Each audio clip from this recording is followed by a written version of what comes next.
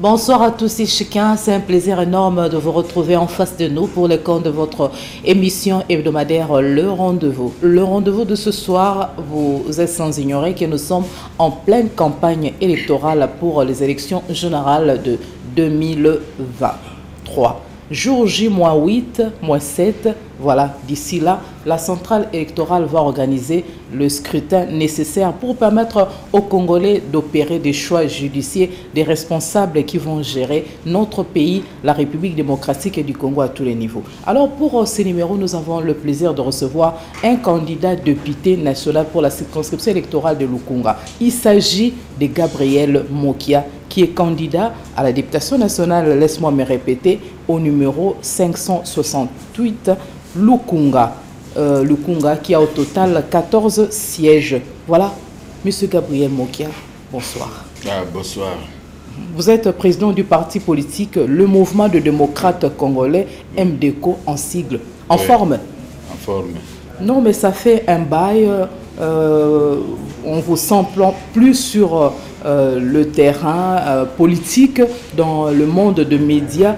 Un silence total. Qu'est-ce qui justifie cette réalité? Les Congolaises et Congolais, ils savent très bien que moi j'ai beaucoup combattu depuis 1995. Donc je suis très à l'aise de me reposer un tout petit peu avant de reprendre. Je laissais un peu les jeunes d'aujourd'hui se débrouiller dans les médias comme nous. Maintenant que nous sommes là pendant les élections, je suis obligé de plonger moi-même comme un joueur qui vient d'entrer sur le terrain. Et comment se porte votre mouvement politique MDECO en sigle? Oui, se porte très bien, il n'y a pas de problème. L'organisation, vous êtes candidat député national et je me dis, vous comptez combien de députés provinciaux, combien de conseillers communaux, ainsi de suite? Bon, je compte au total les députés 4. C'est ce que j'ai comme l'impression qu'ils passeront. Y compris moi-même, moi qui Mandembo Gabriel, numéro 568. Donc, j'ai pris l'option de descendre jusqu'à ce niveau-là de la députation nationale. C'est pour sauver les fiscs et les meubles. Parce que j'ai vu ce qui s'est passé. Je crois que pour le moment, il faut que je puisse me forcer avec l'ensemble de la population congolaise qui tiennent à ces élections pour que les choses meilleures puissent venir demain. Donc c'est ce que je compte. Voilà, Gabriel Mokia, militant de première heure de l'Union sacrée, mais en tout cas, la population semble se poser mille et une questions. Pourquoi cette réticence de M. Gabriel Mokia? Vous êtes devenu égal à vous-même, sachant que vous êtes militant de première heure de l'Union sacrée. Vous n'avez pas trop marqué vos empreintes en ce qui concerne l'organisation de cette plateforme? Non, parce qu'on a un candidat qu'on devait soutenir, le numéro 20. On a ces candidats-là. Donc nous sommes BCEP pour les laisser sortir gagnants dans ces assises. Parce que je sais que il a beaucoup de concurrents, mais nous sommes les vieux qui connaissent bien le terrain, mais je sais qu'il va gagner. C'est pourquoi vous voyez cette accalmie-là pour moi. Donc je sais qu'avec cette accalmie, mais je recule pour mieux sauter. Et maintenant, je suis là devant vous pour faire voir à la population que je ne suis pas parti en voyage, les peu de voyages que j'ai effectués, mais je suis rentré quand même pour vous satisfaire.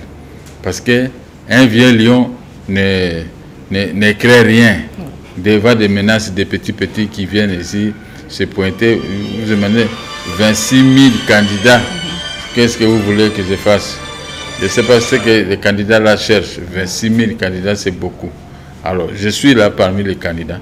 Donc, vous serez tous satisfaits. Voilà, on parle de l'actualité. Bientôt là, nous allons élire le chef de l'État qui sera investi au mois de janvier 2024. Voilà, Monsieur Gabriel Mokia, il faut parler de vous. L'Union sacrée, militant de première heure Les bilans, c'est toujours opportun d'en faire, de faire le bilan. Pourquoi? Parce que bien que ce régime soit fin mandat, un bilan c'est nécessaire. Comment faites-vous, dressez-vous les bilans de l'Union sacrée en sa tête Tshisekedi, Félix? Bon, je parle du bilan de Félix. L'Union sacrée, je n'ai pas encore vu un grand bilan. Je suis là dedans. Je vois seulement les choses, comment ça se passe. Des fois, on fait des réunions, nous ne sommes pas invités. Donc, on voit seulement les choses de cette façon. Un désordre bien entretenu. Oui. Mais alors, moi, je n'ai pas tellement des indices pour ça. Alors, aujourd'hui, au moins, pendant les élections, je me jette corps et âme pour que nous puissions gagner. Le reste, là, on laisse ça de côté. Mais nous luttons pour nous-mêmes. Et le bilan, je peux dire, le bilan est positif de Félix lui-même. Parce que les jeunes, il a donné l'ordre que toute personne qui a plusieurs nationalités en Europe, si la personne est congolaise, elle vient ici, alors elle va entrer, elle va se présenter candidat, elle peut être ministre, elle peut à tous les niveaux. C'est déjà positif. Chose qui n'était pas hier. Chasse à la chose. Donc, à tous ces gens-là, on les considère comme les gens de désordre. Mais aujourd'hui, il n'y a pas de désordre. Aujourd'hui, tout le monde est conscient que moi, j'ai la double nationalité, mais je peux toujours obtenir un poste. Je peux toujours travailler pour le compte de mon pays. C'est ce que les gens font. Alors, avec ça, moi, j'avais ajouté que si vous arrivez à l'aéroport et que vous avez des difficultés, j'ai donné mon numéro, appelle-moi. Moi-même, je vais venir au nom du président de la République qui avait pris cette décision. Je vous fais sortir et vous rentrez chez vous à la maison. Donc, c'est une bonne chose pour tout le monde. Je ne vois pas, j'étais en Europe, mais je voyais seulement que tout le monde était très content de voir que cette décision mûrie, cette décision était bonne et il faut que ça soit d'application. Je dis non, ça est déjà d'application. Tout le monde est conscient que la décision est tombée. Qui va vous arrêter? Qui va vous menacer? Personne. Donc ça va déjà pour les bilans. Et le deuxième bilan aussi, je peux dire, les mamans dans les maternités, elles ne payent rien. Déjà, on économise de l'argent, qu'on allait acheter ceci, cela, mais quand même, on est obligé de sortir avec cet argent dehors. Donc ça, c'était un bénéfice du président de la République. Donc aujourd'hui, personne ne peut les nier pour ça. Donc, on respecte ce que nous avons choisi. Moi, j'étais aussi candidat président de la République. Mais aujourd'hui, je suis descendu à la députation puisque j'ai une mission de convaincre pour réparer certaines communes et certaines choses dans le pays. Parce que le pays est dans un état de tourment. Il faut qu'il y ait des filles et fils du Congo qui sont capables de redresser la situation. Tel que moi je l'avais fait depuis des années et des années. Vous êtes tous, vous rêvez avec moi, vous dormez avec moi. Hein? Tout le temps vous regardez dans les médias, mais c'est moi qui ai Mandembo Gabriel qui passe pour parler nation.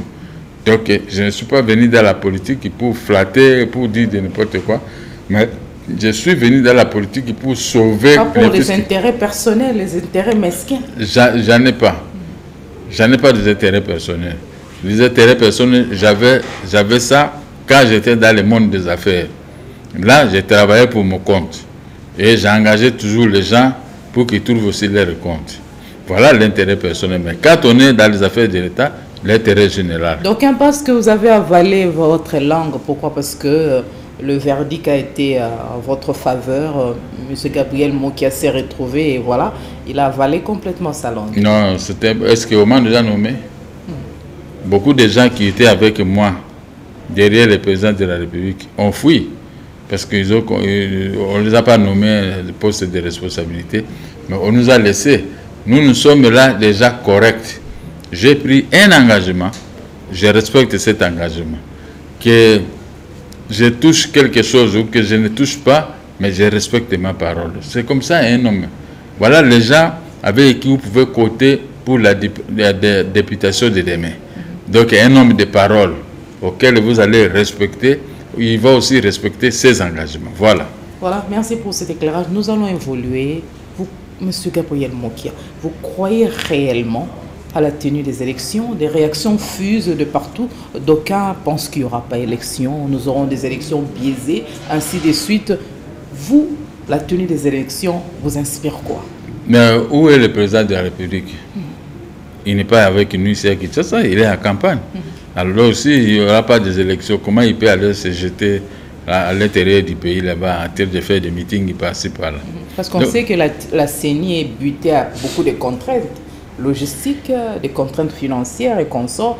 Jusque-là, le déploiement de kits semble se faire à pas de tortue. Alors, de tortue par rapport à toutes ces réalités, on s'est dit, est-ce qu'on aura des élections qui répondent à tant d'autres critères ou bien on aura tout sauf de bonnes élections? Si on n'a pas déposé les kits ici, toute l'étendue de la République, je crois qu'on peut réunir les gens pour repousser les élections à un certain temps et après maintenant on va reprendre. Mais les gens gardent les documents qu'on avait payés à la CENI et on va reprendre avec son date puis payer de l'argent. Donc, parce que je vois les élections qui continuent. Hein? La campagne présidentielle et autres continuent. Donc, est-ce que la CENI vraiment ne doit pas respecter ses engagements? Je ne sais pas. Voyons, il reste quelques jours, 6 jours ou quoi, combien de jours, on va voir ce qu'il faut prendre comme décision. Voilà. Hein? Pour moi, je crois comme la CENI, parce que la CENI, quand vous posez la question à la CENI, vous direz toujours qu'il y a des élections, préparez-vous. Alors, il faut préparer. Donc, si vous ne préparez pas, et il ne faut pas aller regretter après que non, moi, on m'a fait ceci, on m'a fait cela. Non, ça ne va pas. Voilà, Monsieur Gabriel, nous sommes à une semaine de la fin de la campagne électorale. Oui. Vous, à votre niveau, comment est-ce que vous vous organisez? Est-ce que vous battez suffisamment de campagne? Parce que selon d'aucuns, j'ai approché plus d'un habitant de Lukunga. En tout cas, on ne voit pas Mokia. C'est à peine qu'on découvre ces affiches, ainsi de suite. Est-ce qu'il ne se donne pas la chose, ainsi de suite? Vous vous organisez comment pour atteindre la base? Et avec quel message? Vous attendez que la fin, comme le Congolais ont cette habitude-là de réagir de manière musclée qu'à la fin de la campagne? Bon, j'ai déjà fait un nom. Je crois que les Congolaises et les Congolais me connaissent. Je ne dois pas me battre dans une campagne comme les gens d'aujourd'hui qui viennent d'arriver dans la politique. Ils se donnent corps et âme. Mais moi, mon nom est là. Avec l'épée que je vais faire, je suis dans les médias avec vous. Je crois que tout le monde doit venir voter un vétéran dans la politique, un grand dans la politique, pour corriger quand même certaines choses. Donc la plupart des gens qui ont eu les mandats, mais ils n'avaient pas vraiment la ferme volonté de faire mieux pour le peuple. Mais nous au moins, on nous connaît quand nous filmons à l'opposition. Les gens savent. Mais président, ne vous en faites pas. Les mineurs d'hier, ce sont les majeurs d'aujourd'hui. Ils vont voter. Il y a ceux qui vous découvrent. Raison pour laquelle devez avoir un discours, tenir un discours, avoir un projet une fois en face de la base. Raison pour laquelle je vous pose cette question. Parce qu'apparemment, on sent une froideur. C'est comme si M. Gabriel Mokia n'a pas encore commencé de battre suffisamment la campagne. Je ne sais pas si je me trompe. Prouvez-moi par des Mais j'ai la base ici, tout le Kunga. Qui ne me connaît pas dans tout le Congo. Mais quand je passe dans les médias, tous ils connaissent mon numéro 568. Ils savent que ça, c'est le numéro de notre vieux qu'on va voter. Donc, il n'y a pas de problème pour ça. Ce n'est pas seulement nécessaire que je puisse battre la campagne toute une journée, à tout moment. Les affiches, moi, je vois les affiches, on est à tête de mettre les affiches. À Maloueka, par exemple, il y a vos affiches. Il y a des gens qui sont partis avec ça à Maloueka. À Mbinza Ipen, Mourafula, Mbinza Ozone, Kitambo Magasin. On donne des affiches, les gens ici vont les mettre. À Gombe. À Gombe, ici, il y en a. Même chez vous, ici, il y en a. Donc, il n'y a pas de problème. On est à train de mettre des affiches. Ce sont les élections. Quand nous mettons les affiches, c'est pour que ceux qui étaient en retard puissent quand même nous découvrir ce que nous valons. Donc, faux, archi-faux, mot qui n'attend pas les derniers coups de sifflet pour commencer à battre campagne. Non, mais je suis ici avec vous. Tout le monde suit. Ils savent que moi qui a dit ceci, il a dit cela. C'est la même chose comme quelqu'un qui fait des meetings. Vos micros ici, ce sont nos meetings permanents.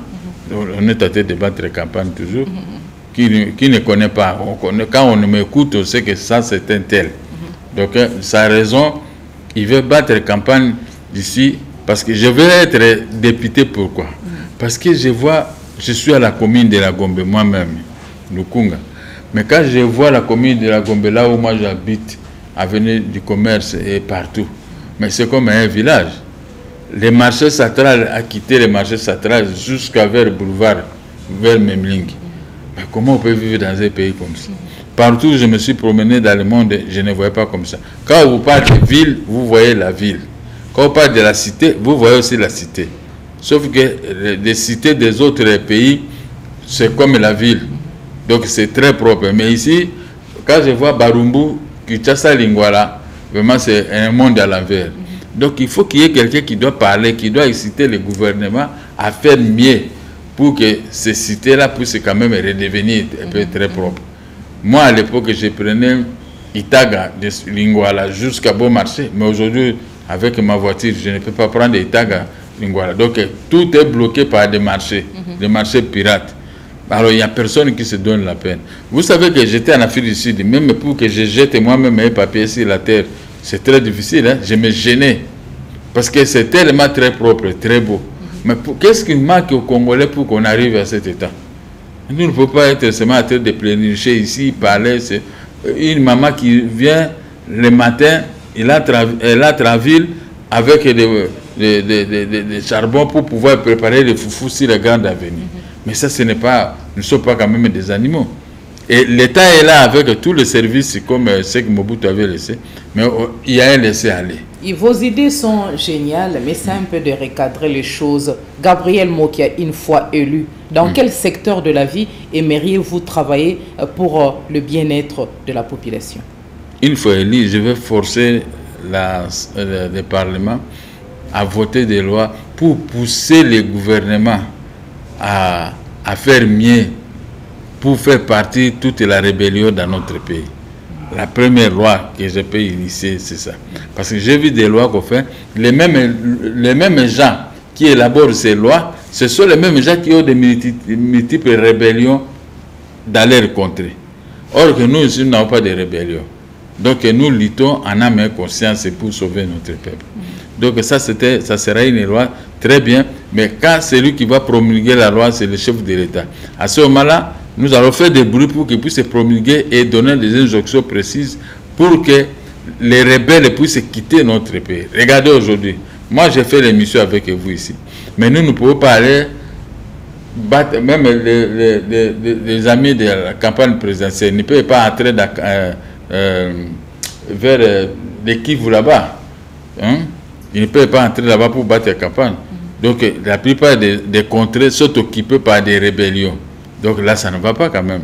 Alors, un seul pays donc on est devenu combien de pays? 3 pays. Donc il faut lutter. Il faut lutter. Il faut lutter parce que les pays que Dieu nous a donnés, si nous ne regardons pas bien, nous ne conservons pas bien ces pays, même Dieu peut nous punir.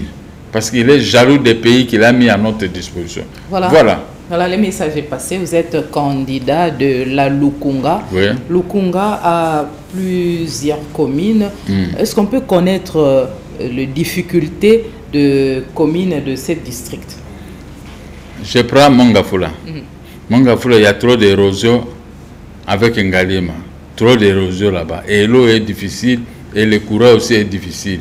Et là-bas, des routes sont détruites presque partout. Je vois comme l'avenue Ngouma. Je prends l'avenue Ngouma.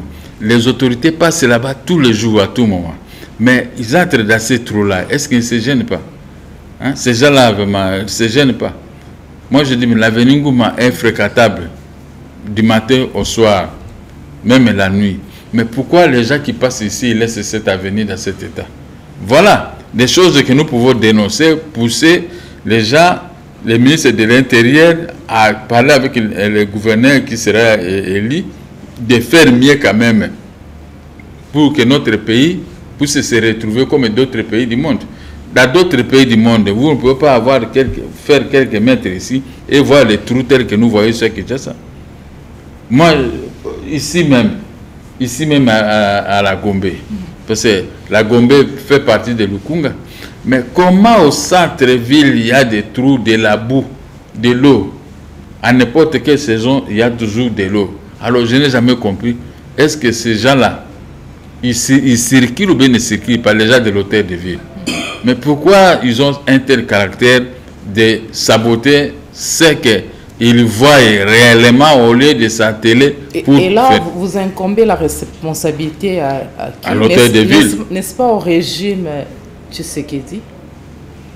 C'est son gouvernement qui a trouvé ça comme ça. Je ne parle pas seulement pour aujourd'hui, mais on a trouvé ça comme ça. Parce que non, mais le gouvernement Sama Lukonde 2 est là. Ce gouvernement est censé travailler pour remédier aux préoccupations de la population. Mais j'ai déjà parlé de ce gouvernement. La ville, rétablir le courant électrique, donner de l'eau aux Congolais, que les Congolais mangent à leur faim. Aujourd'hui, là, le taux d'échange, n'en parlons même pas, ça répercute sur le panier de la ménagère, tout ça là, ça devait quand même être échangé pendant les 5 ans. Le taux d'échange, vous savez que le gouvernement, s'il a failli, des fois, il a laissé trop de bureaux d'échange dans notre pays. Chacun maintenant fixe son taux de sa façon. Quand il y a beaucoup de ces changeurs-là, le pays ne peut pas marcher. Moi, je prends l'exemple de l'Afrique du Sud. Je suis allé acheter quelque chose. Mais là, on dit attention, il ne faut pas utiliser les dollars ici, sinon on va vous arrêter. Effectivement, les policiers étaient là, en train de contrôler. Si tu utilises une autre monnaie que la monnaie de Sud-Afrique, vraiment tu auras des problèmes. Voilà un pays où on contrôle, on a le respect de leur monnaie. Mais ici, chez nous, les gens préfèrent les dollars que les francs congolais. Donc, cette situation date des années. Le 18 ans ici passé, en tout cas, nous a montré toutes les couleurs. Alors, je ne peux pas m'attarder dire seulement sur le régime de Tshisekedi. Le régime de Tshisekedi a vécu que 3 ans. À 3 ans, vous pouvez faire quelque chose. Beaucoup alors? On peut faire un peu beaucoup si on avait trouvé quelque chose. Mais ici, il faut chercher la... Plus que changer le social de Congolais.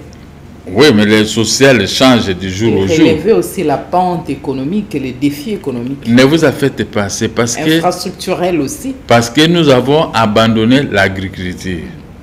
Dans d'autres pays, c'est l'agriculture. Moi-même, je suis le produit de l'agriculture. Parce que vous parlez de l'agriculture, qu'est-ce qui empêcherait que la RDC puisse avoir une agriculture mécanisée? Parce que nous, à notre époque, voilà maintenant, à notre époque, quand moi j'ai commencé les affaires, on avait toujours des conseillers des banques. Quand vous allez solliciter un crédit, on vous donne. Mais on va vous conseiller, voici ce que vous allez faire, vous allez faire. Des fois, j'ai fait des factures dans mon bureau, j'amène ça à la banque. La banque change, non, ça, on ne peut pas faire ça, ceci, tout ça, avant d'expédier ça en Europe. Mais aujourd'hui, les Congolais ont des difficultés pour obtenir des crédits dans des banques. C'est très difficile. Moi-même, j'essaie d'écrire une lettre à la banque pour obtenir les crédits. C'est comme si je suis venu déranger ces gens-là. Et la plupart des banques, ce sont des banques étrangères. Nous-mêmes, ici, nous n'avons pas de banques. Partout, il y avait des banques, on a mis des institutions, des histoires là-bas très compliquées. Alors, comment maintenant on peut adapter nos modèles? C'est très difficile de faire comme moi. Vous savez, toute la République, j'étais le seul jeune exportateur et qui avait exporté beaucoup plus que tout le monde. Café, cacao et caoutchouc. Okay. Donc, je suis le seul qui luttait avec les Blancs. Les autres d'une manière locale. Mais moi, pour les exportations. Et nous, à notre époque, on remplissait la banque centrale avec beaucoup d'argent de rapatriement des devises. Et présentement, qu'est-ce que vous faites qui soit bénéfique ou dans l'intérêt de la population congolaise? Mais c'est très difficile. Ce que je vous ai dit ici, c'est très difficile. Parce que toute personne, la réussite dépend d'une banque. Quand la banque vous tend la main, donc vous pouvez faire quelque chose. Nous, je dis que j'ai du café dans tel coin de la République. J'explique aux banquiers, les banquiers comprennent, on m'envoie, on me donne l'argent et le café arrive et je vais exporter ça dans cette banque. Mais aujourd'hui, qu'est-ce que vous pouvez faire?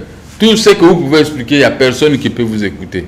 Et là, le gouvernement est à tête de seulement de faillir en matière de banque. Et c'est important aussi qu'on puisse avoir nos banques. Il n'y a que des banques gérées des étrangers en République.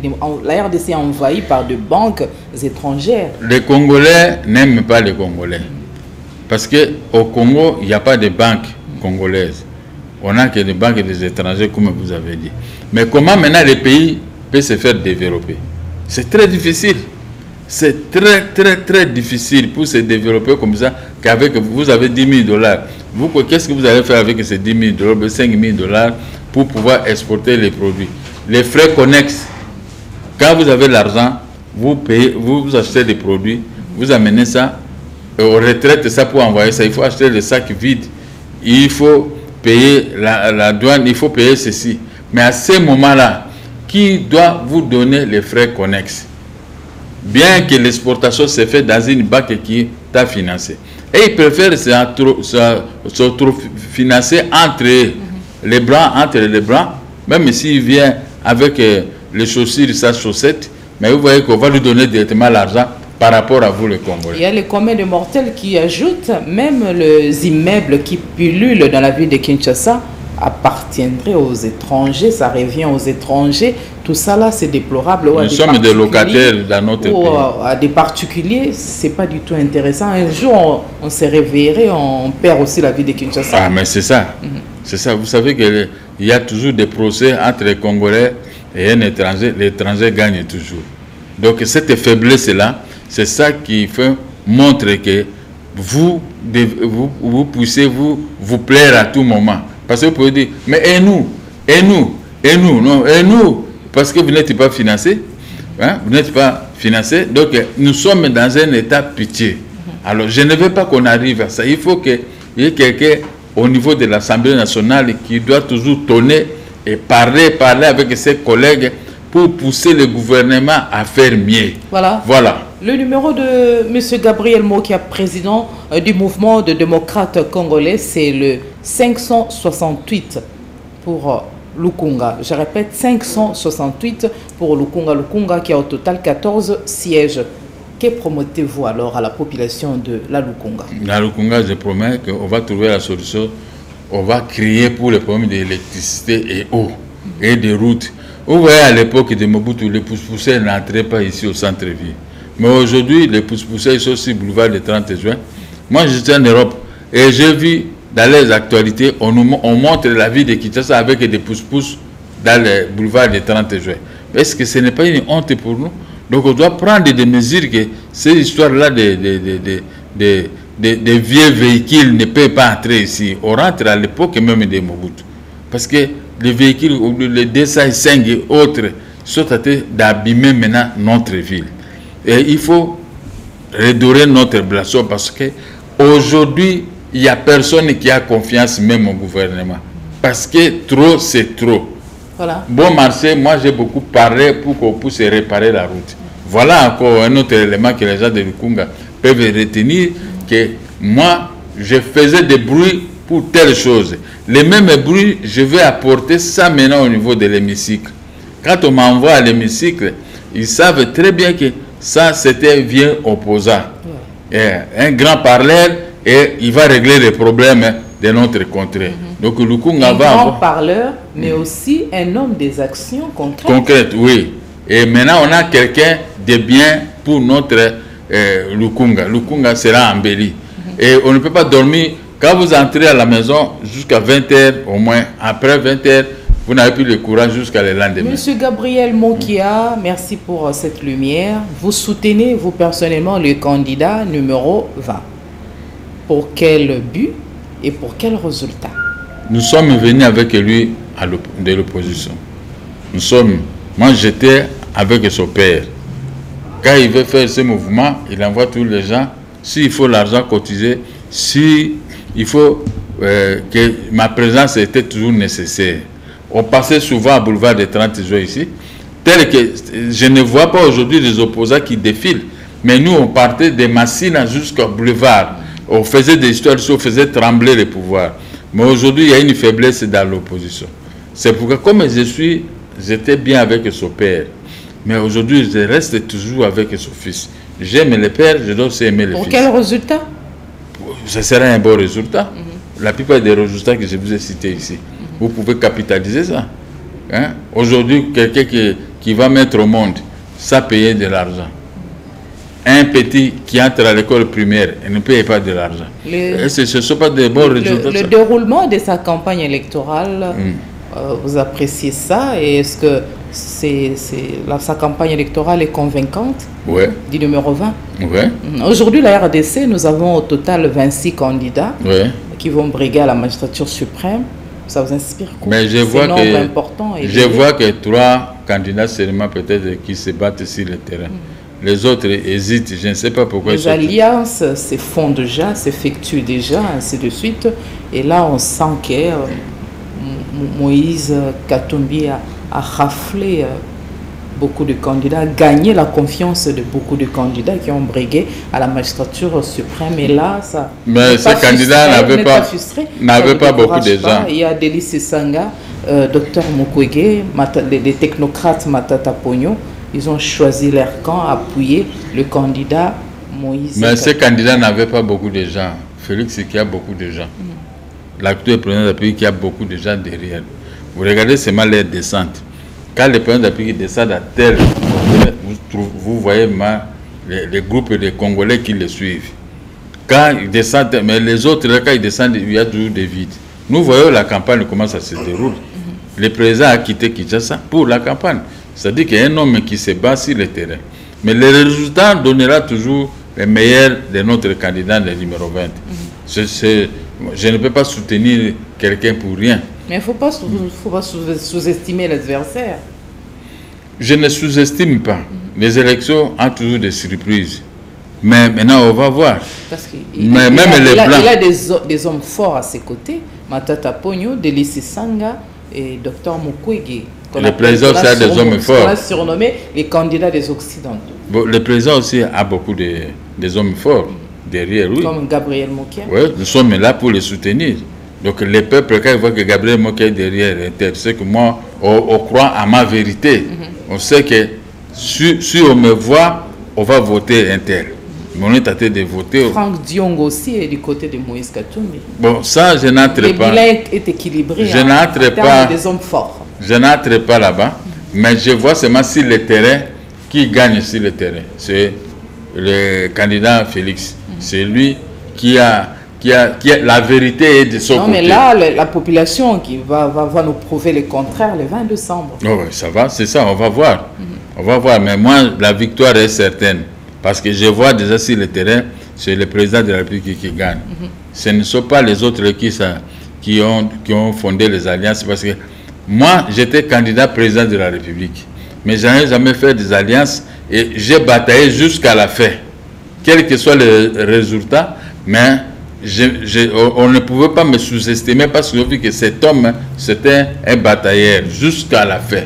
C'est ça que nous sommes en train de faire. Mais on ne se fatigue pas. Il y a une préoccupation de plus d'un opposant qui sentent qu'il y a un acharnement sur le candidat Moïse Katumbi. Il serait traité d'un étranger. Ça vous inspire quoi? Mais ça, c'est la population qui le dit. C'est la population qui le dit. Mais il n'est pas du tout un étranger. Bon, ça, c'est vous qui le dites. Non, je veux un commentaire aussi de votre part. Tout ça, ce sont mes petits. Je n'aime pas les détruire directement comme ça. Ce sont mes petits. Ouais. Même le petit là qui est arrêté, Salomon. J'étais aussi très bien avec lui. Donc, je veux seulement que chacun apporte ses idées auprès de la population pour obtenir quelque chose. C'est ça qui s'est fait. Donc, l'étranger, mais j'avais confiance à la CENI. On a proclamé c'était Congolais. J'ai fait encore confiance à la Cour constitutionnelle.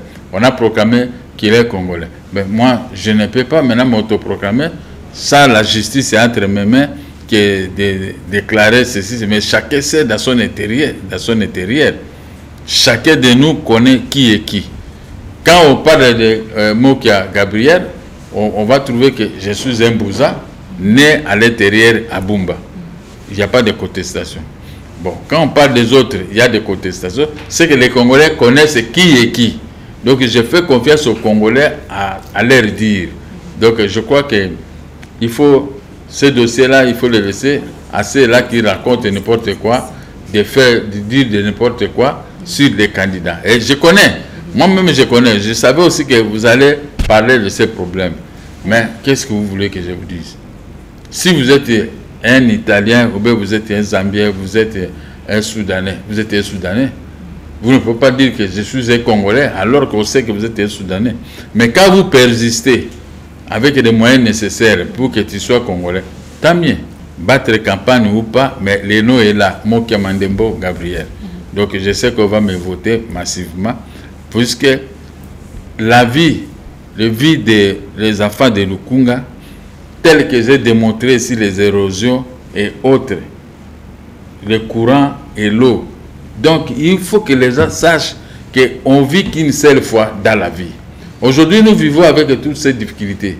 Qu'est-ce qui nous empêche de ne pas dépasser ces difficultés? On ne peut pas rester seulement stationné pour une chose et arrêter de crier du matin au soir. Alors qu'on a des députés, on a des ministres. Les députés peuvent demander aux ministres de faire mieux. Et le chef de l'État promulgue cette loi des députés pour que le gouvernement s'attelle à faire mieux. Pour construire une route, et ça coûte combien? On dit toujours que nous sommes un pays plus riche. On ne peut pas parler de richesse de notre pays qui est par la bouche, mais il faut qu'on entre là-bas pour extraire les minéraux nécessaires à exporter pour nous donner de l'argent. Dans quel pays où, je dis, aujourd'hui, les gens touchent au moins $150, c'est 400 000 et quelques francs congolais. Mais avec cet argent-là, bien que la gratuité est là, mais il y a aussi des maladies, il y a aussi autre chose qui demande réellement l'argent. Il faut s'atteler pour pouvoir mettre de l'argent en poche et sauver ne fût-ce que nos familles. Voilà. Monsieur Gabriel Moklia, au lendemain du 20 décembre 2023, la République démocratique du Congo RDC se réveillera dans l'attente de l'investiture d'un président qui, dans la meilleure des hypothèses, aura été élu avec moins de 50% de voix de l'ensemble de notre peuple. Cette situation serait-elle susceptible de renforcer la cohésion sociale et l'unité nationale ou de les fragiliser davantage? Bon, ça ne peut pas fragiliser parce que c'est ça, la loi, on a adopté ça. Les élections à un seul tour, c'est ça. Ce sont ces élections. Ces élections n'arrivent pas à 50%. On est toujours à 40, 30 et quelques parce qu'il y a beaucoup de députés. Chacun va aller chez son candidat préféré. Et le résultat ne sera pas le même. Si les élections à 2 tours, maintenant, on peut former 2 camps. Alors là, vous allez voir 56%, 51%, 54%. Mais aujourd'hui, ça sera moins. Mais ceux qui arrivent pour soutenir, je crois que chacun connaît, on va se réveiller le matin, là, le 20 janvier, on va proclamer un seul chef de l'État, le président Félix Tshisekedi, qui sera élu. Parce que nous le soutenons. Nous, les grands, nous le soutenons. Et nous voyons qu'il va passer haut les mains. Il n'y a personne qui va se mettre de côté pour pouvoir discuter avec lui. Et comment anticipez-vous l'évolution de notre pays à court, à moyen et à long terme au lendemain du 20 décembre 2023? À court terme, le gouvernement devait seulement prendre des mesures très nécessaires pour sauver ne fût-ce que les meubles. Et à long terme, nous allons voir. À long terme, ça sera impossible. Nous allons voir maintenant qui sera président de la République pour procéder à la continuité. Donc, d'après moi, je trouve que comme Félix aura la continuité toujours, et il va maintenant achever ce qu'il avait commencé. Donc là, ça sera une bonne chose qui va émerveiller la population congolaise. Vous voyez, j'avais dit ailleurs qu'ici, vous ne pouvez pas entrer au centre-ville en sortant dans la boue. C'est-à-dire qu'il faut réparer les communes comme les avenues Ouangata ici, les avenues Ouangata et Kassai. Ne fût-ce que ça, il faut mettre ça vraiment en exergue, réparer ça parce que ce sont les avenues qui nous ont beaucoup aidés. Bon, à long terme, peut-être, on peut construire ça et traiter ça, ces avenues quand même pour pouvoir nous aider. Bien que c'est difficile de désengorger quand même les embouteillages qui sont dans notre pays parce qu'on parle toujours que les gens n'ont pas d'argent. Mais comment les gens ont seulement l'argent pour acheter des voitures? Parce que nous avons des voitures. À l'époque, il n'y avait pas de voitures comme aujourd'hui. Chaque parcelle a une voiture. Bon, il n'y a pas de route. Où est-ce que nous allons rouler avec ces voitures? C'est ça le mal. C'est ça vraiment le mal. Et je sais que Félix Tshisekedi va faire quelque chose. Il va faire il va se donner corps et âme pour réparer quand même certaines routes de la capitale congolaise. Voilà, plus d'un opposant semble se plaindre plutôt qui sont bloqués par le gouvernement, le pouvoir actuel, en vue de battre suffisamment campagne. Il n'y a pas de carburant, il y a des avions sont...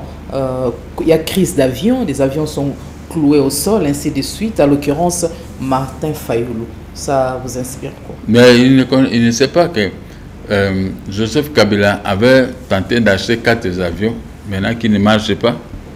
Notre pays n'a pas d'avion. Moi, je suis arrivé dans un pays africain ici, en Éthiopie. Mais quand je suis arrivé à l'aéroport, j'étais scandalisé de voir qu'un petit pays comme ça a beaucoup d'avions, des avions de toutes sortes. Mais quand je suis descendu à l'aéroport de Njir, il n'y a rien. Nous-mêmes, on n'a rien. Mais vous allez vous prendre combien? Il faut seulement louer les avions. Moi, pendant la campagne électorale de la fois passée, j'avais l'intention d'affréter un avion en Afrique du Sud. Et le contrat était là. Et les gens étaient prêts de me donner cet avion. Il y a même le meeting de Martin Fayulu au stade de Martyr strictement interdit sous prétexte que le stade sera inspecté par 2G africains. Pourtant, je n'entre pas. Ça, c'est la FIFA, la CAF ou la FIFA qui se donne. Mais ça, c'est aussi pas, ce n'est pas un problème du chef de l'État. Non, c'est pas ça. Donc, s'il va avoir son meeting, il peut faire son meeting.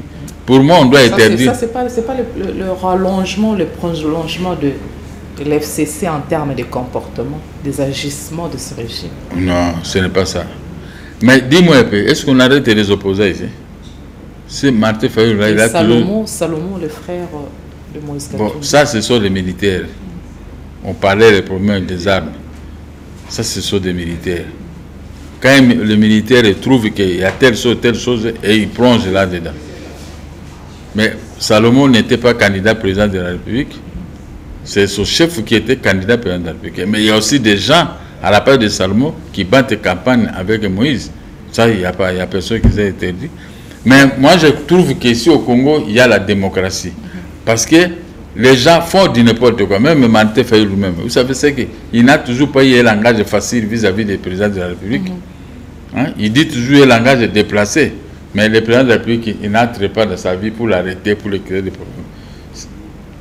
Contrairement à l'époque de Joseph Kabila. Vous étiez victime. Ça, c'était à l'époque de 18 ans de Joseph Kabila. Moi, j'étais toujours abonné à la prison. À tout moment, on doit m'arrêter. Pourquoi? À raison de mes opinions. Mais à ce moment-là, on arrêtait les gens à raison de leurs opinions. Mais ici, c'était un problème qui peut se régler, voir qui sont les propriétaires des avions ici. Il faut louer les avions. En Éthiopie, vous pouvez louer un avion. En Afrique du Sud, vous pouvez louer un avion. Vous l'amenez ça ici. Parce que votre pays n'a rien.